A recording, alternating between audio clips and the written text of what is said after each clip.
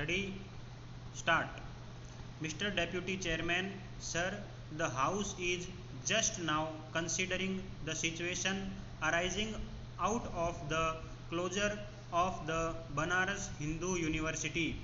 It has been suggested that this closure was the result of a certain atmosphere prevailing in the student community, not only in the Banaras Hindu University but in the universities all over the country.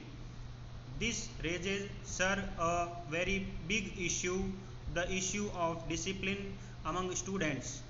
The question naturally arises as to who is responsible for this discipline going down. Sir, I would resist the temptation in this debate of going into the various factors that are responsible for discipline among the students going down. If it has gone down to the extent which has been stated by the previous speaker.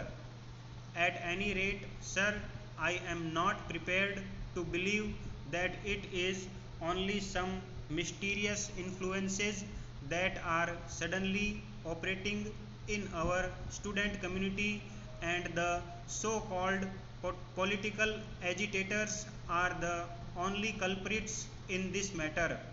If we go on harping on these influences, we will not be in a position to analyze the situation exactly, and we will not be in a position to go to the very root of the matter, which vitiates the certainly does vitiate the situation in our universities.